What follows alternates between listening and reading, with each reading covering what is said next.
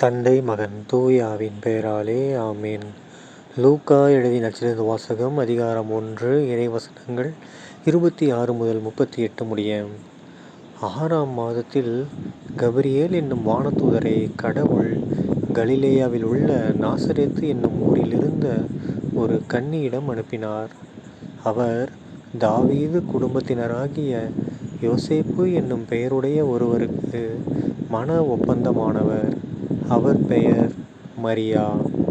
வானதூதர் மரியாவுக்கு தோன்றி, அருள்மிக பெற்றவரே வாழ்க, ஆண்டவர் உம்மோடு இருக்கிறார் என்றார். இவ்வார்த்தைகளை கேட்டு அவர் கலங்கி, இந்த வாழ்த்து எத்தகையதோ என்று எண்ணிக்கொண்டிருந்தார். வானதூதர் அவரை பார்த்து, மரியா, அஞ்ச வேண்டாம், கடவுளின் அருளை கண்டடைந்துள்ளீர். இதோ கருவுற்று ஒரு மகனை பெறுவீர்.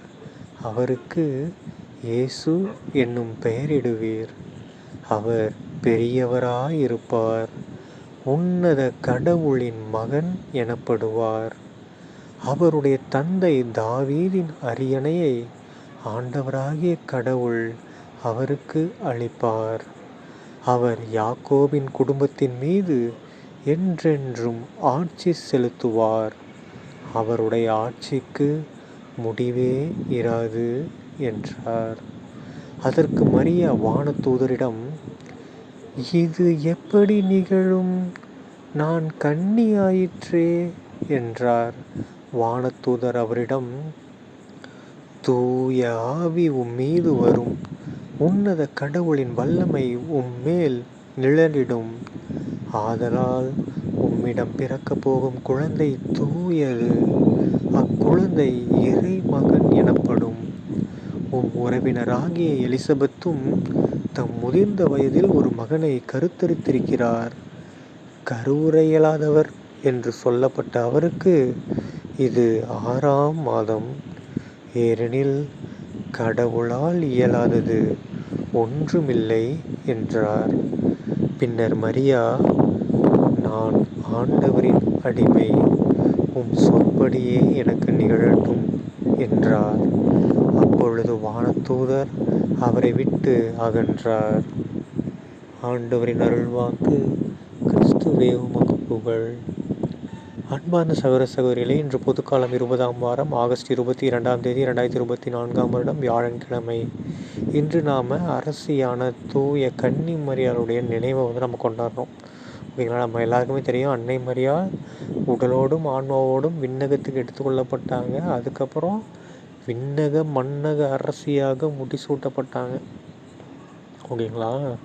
ஸோ நமக்கு எல்லாருக்குமே இருக்கிற ஒரே ஒரு ஒரே ஒரு அரசி யாருன்னா, விண்ணகத்துக்கும் சரி மன்னகத்துக்கும் சரி அவங்க தான் அரசி, நம்ம அன்னை மரியாள். ஓகேங்களா? அது நானும் நீங்களும் முடிவு பண்ணல. யார்? கடவுளே அவங்களுக்கு விண்ணக மன்னக அரசியாக முடிசூட்டிட்டாங்க. ஓகேங்களா? ஏன்னா நான் இதை பற்றி ஏற்கனவே சொல்லியிருந்தேன். தொடக்க காலத்துலேயே, தொடக்க நூல்லையே நம்ம ஆதாமியாவால் பாவம் செஞ்சப்பயே கடவுள் என்ன பண்ணியிருப்பார்? அந்த பாம்பை சபிக்கும்போது, ஒரு பெண்ணுடைய வித்துக்கும் உனக்கும் சண்டையை உருவாக்குவேன்னு சொன்னார் தெரியுங்களா? பகையை உருவாக்குவேன். ஸோ அப்போவே ஆதி காலத்தில் முதல் பெற்றோர் வந்தப்பயே கடவுள் என்ன பிளான் பண்ணிட்டாரு? இந்த மாதிரி மனிதனாக பிறக்கணும்னு அவரும் முடிவு பண்ணிட்டாரு. யார் மூலமாக? அன்னை மரியாள் மூலமாக. ஓகேங்களா? தொடக்கத்திலே பிளான் பண்ணிட்டாரு. அப்படின்னா அன்னை மரியாள் எந்த அளவுக்கு தூயவரங்களாக இருந்திருப்பாங்க, அவங்கள பற்றின மறை உண்மையெல்லாம் எப்படி இருந்திருக்கும்னு நினச்சி பாருங்கள். ஓகேங்களா? அவங்களும் அப்போ கண்டிப்பாக ஆதி காலத்துலேருந்தே கடவுளுடைய பிளான் பண்ணிகிட்டு இருந்திருக்காரு பாருங்க. நாம் பண்ணுற பிளானே பயங்கரமாக இருக்குது.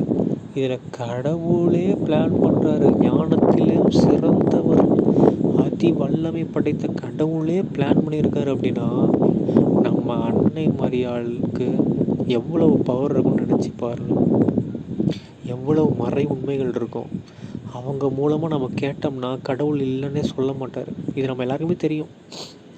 ஏன்னா இப்போ ஒரு திருமண விழாவில் பாருங்களேன், இயேசுகிட்ட கேட்குறாங்க, அதுக்கு என்னால் என்ன பண்ண முடியுன்றாங்க. பட் அன்னை மரியாள் நம்ம அம்மா பரிந்துரைச்சோன்னே அவர் அப்போ என்ன சொல்கிறாரு, எனது நேரம் இன்னும் வரவில்லையே அம்மா அப்படிங்கிறாரு.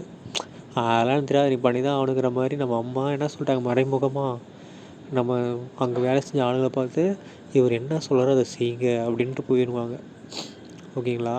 ஸோ ஏசப்பா செய்யறதுக்கு யோசிக்கும் போது கூட நம்ம அன்னை மரியா, நம்ம அம்மா கண்டிப்பாக நமக்காக, அவங்களே நம்பிட்டு இருக்கிற நமக்காக எல்லாமே செய்து முடிப்பாங்க. ஓகேங்களா? காலம் தாழ்த்தாமல் சரியான நேரத்தில் சரியாக நமக்கு எப்போ செஞ்சால் கரெக்டாக இருக்கணும் கடவுளுக்கு தெரியும். நீங்களோ நானோ ஞானிகள் கிடையாது. பட் என்ன, பாவம் செய்யாமல் இருக்கணும். பாவம் செஞ்சோம்னா அதுக்கேற்ற மாதிரி பலன் தான் கிடைக்கும். பாவம் செய்யாமல் கடவுளை நோக்கி தவம் இருந்தோம்னா கண்டிப்பாக நம்ம நினைக்கிறத விட பயங்கரமாக சூப்பர் டைமிங்கில் அப்சல்யூட் டைமில் நமக்கு எல்லாமே கிடைக்கும். அதுவும் நம்ம அன்னை மரியாள் மூலமாக வேண்டணும் அப்படின்னா கண்டிப்பாக கிடைக்கும். ஏன்னா இந்த உலகத்தில் பிறந்ததுலேயே எனக்கு தெரிந்து 2 பேர் தான் தூயவர்கள்ன்ற பட்டம் வாங்கியிருக்காங்க. யார்? முதலாவது நம்ம ஏசப்பா, அதே போல் நம்முடைய அன்னை மரியாள். ஓகேங்களா? அதுவும் பாருங்கள், கடவுள் ஸ்டார்டிங்கில் உன் வித்துக்கும் அவள் வித்துக்கும். ஸோ ஃபஸ்ட்டு அவர் யூஸ் பண்ண வார்த்தையே அவள். ஸோ அப்போயே அவர் ஏசப்பாவை சொல்கிறதுக்கு முன்னாடியே அன்னை மரியாதை சொல்லிட்டாருன்னா பாருங்களேன். ஸோ ஏசப்பா பூமியில் வர்றதுக்கு சில ஆண்டுகளுக்கு முன்பாகவே அன்னை மரியாதை வந்துட்டாங்க. நினச்சி பாருங்கள். ஸோ பயங்கர பவர்ஃபுல்லானவங்க நம்ம அன்னை மரியாள். அவங்கள நாம் வேண்டிக்கிட்டோம் அப்படின்னா கண்டிப்பாக நம்ம அன்னை மரியாள் நமக்காக எதை வேணாலும் செய்வாங்க. அதுவும் நம்ம நல்லதுக்காகவும் நம்மளை விண்ணகத்துக்கு கொண்டு போகிறதுக்குரிய செயலை நமக்காக செய்வாங்க. நாம் அவங்க மனது நோகாமல் கரெக்டாக இருந்தோம், கடவுளுடைய சித்தம். ஆனால் அவங்களுக்கு என்ன ஆசை இருக்கும், அன்பு பாசம் இருக்கும். நம்ம மகன் மகள் கடவுளுக்கு ஏற்றபடி நடக்கணும் அப்படின்றது அவங்களுக்கும் ஒரு ஆசையாக இருக்கும். சரிங்களா? ஸோ நீங்களும் நானும் என்ன பண்ணோம், கடவுளுடைய திட்டப்படி வாழ்ந்தோம் அப்படின்னா, ஓகேங்களா? கடவுளுடைய திட்டம்னு எதுவும் கேட்காதீங்க. ஏன்னா பைபிள்லேயே இருக்குது கடவுளுடைய திட்டம் என்ன, அவரை போற்றி புகழ்ந்து அவர் காட்டிய வழியில் நடக்கிறது தான் கடவுளுடைய திட்டம். ஸோ அந்த வழியில் நடந்தோம்னா நாமளும் அன்னை மரியாளை ஆசீர் பெற்று நல்லமுடன் வாழ முடியும். சரிங்களா? தந்தை மகன் தூயாவின் பெயராலே ஆமென். இயேசுக்கே புகழ், இயேசுக்கே நன்றி, மரியே வாழ்க, இயேசுவின் ரத்தம் ஜெயம், ஹல்லேலூயா, பிரைஸ் தி லார்ட்.